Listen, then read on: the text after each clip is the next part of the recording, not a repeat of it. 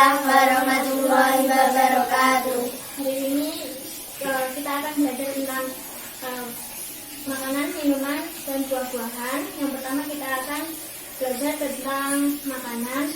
Kalian menirukan saya ya. Food.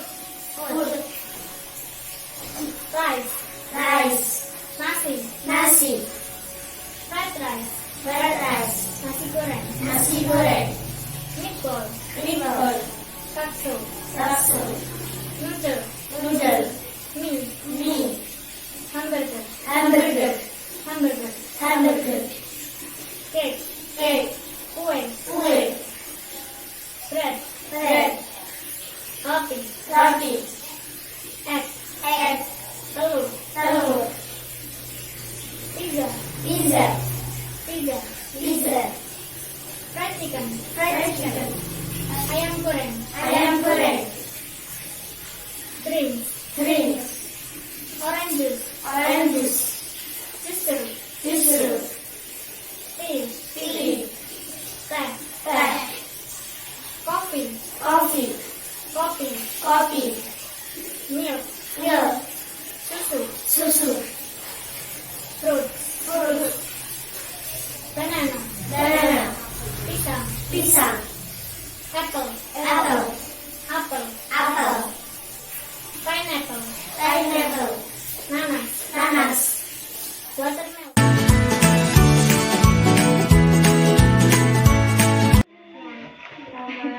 Nama kakak Dia Indah Nugraheni, bisa dipanggil Mbak Indah.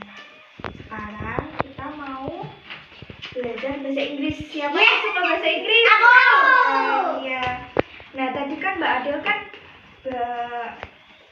bahas tentang hewan. Nah ini tentang hewan tapi dalam bahasa Inggris. Nah sekarang Mbak Indah mau ngasih gambar nih. Tadam, tahu? Ini Dinosaurus. Ini Burung. Bear. ini Monkey. Oke, bahasa Indonesia dulu ya. Ini monyet ya. Nah sekarang bahasa Inggrisnya. Siapa yang tahu ini bahasa Inggrisnya? Aku. Apa? Iya ya. Dinosaurus. Iya bacanya Dinosaurus. salah tetot. Yang benar itu dinosaur. Coba tiruin dinosaur. Kalau ini siapa yang tahu? Aku. Iya, tapi bacanya itu bird. Kalau ini apa? Monkey, benar. Nah, sekarang ini lebih banyak. Dari sini dulu. Bunyinya gimana ini? Kalau ini? Petak. Kalau ini? Wek. Kalau ini?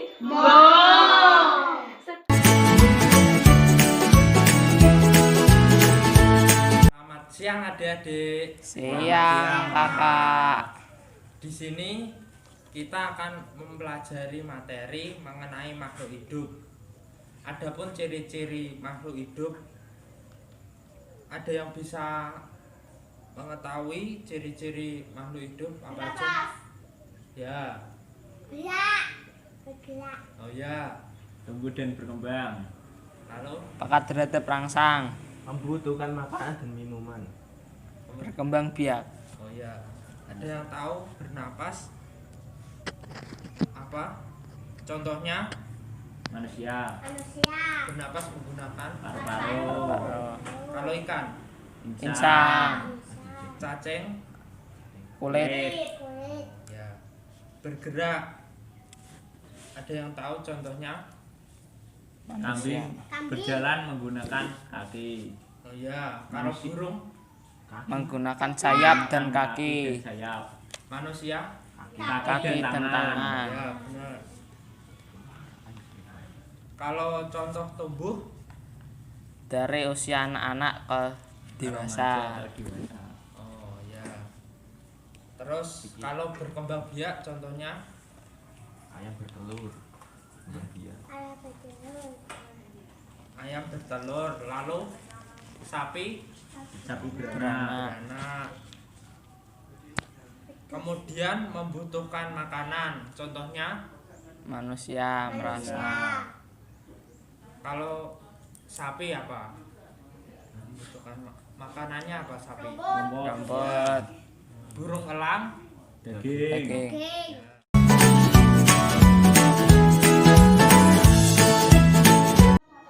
Muatan negatif elektron yang berbuka. Jadi muatan netral itu kayak misalkan kan ada men sama plus.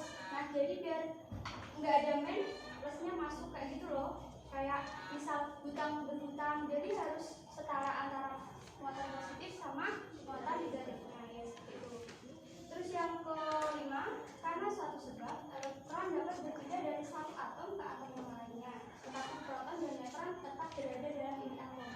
Jadi kayak misal, kenapa hanya elektron yang berpindah? Karena elektron itu tempatnya di luar inti atom, sedangkan yang proton sama neutronnya itu ada di dalam, jadi dia itu nggak bisa kemana-mana seperti itu. Nah itu ada gambarnya. Yang plus itu proton, terus yang strip hitam semua itu neutron, terus yang main ada elektron. Lalu dengan menggunakan teori atom, maka penjelasan mengapa benda yang digosok dapat bermuatan listrik adalah sebagai berikut. Pada saat batang plastik digosok kain wol, terjadi perpindahan elektron dari kain wol ke batang plastik. Maka batang plastik akan kelebihan elektron sehingga disebut bermuatan listrik negatif. Penjelasannya dapat dibaca sendiri adik karena kita kan singkat ya. Terus ini ada gambar 8 sampai 4 itu. Aku buka laptop saiki. Lah aku baca laptop. Sudah dilihat semua? Nah ya. Jadi benda yang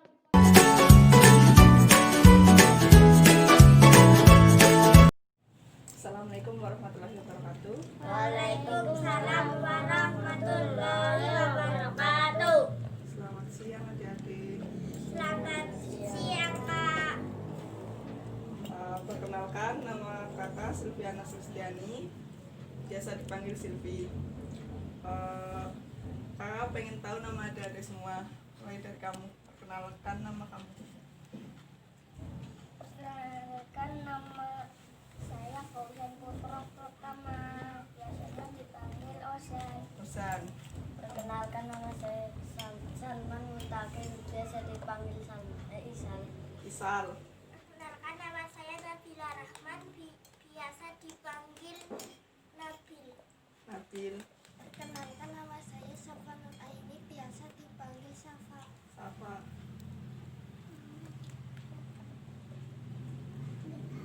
Safa. Baik, untuk hari ini kita belajar matematika ya. Ya. Udah pada bisa berhitung semuanya? Udah.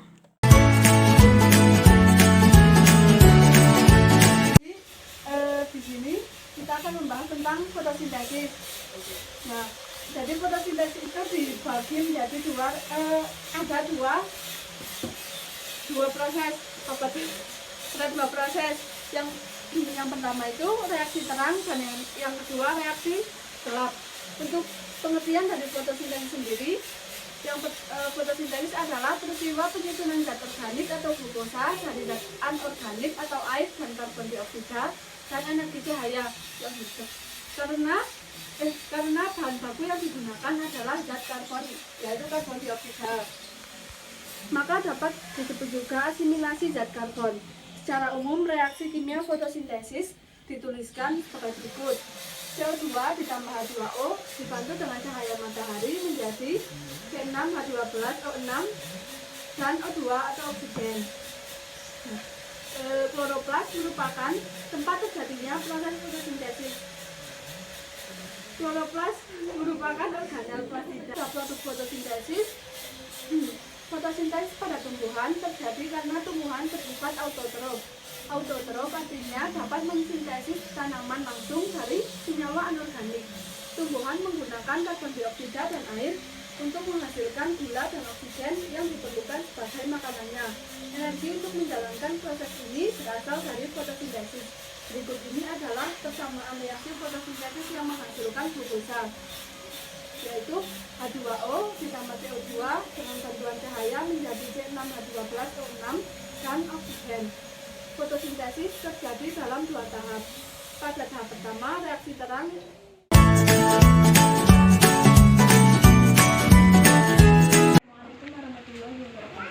Waalaikumsalam warahmatullahi wabarakatuh.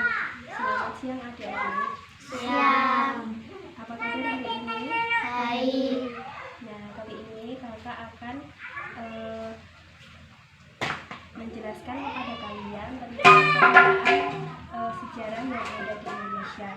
Indonesia itu adalah salah satu negara yang kaya akan peninggalan sejarah.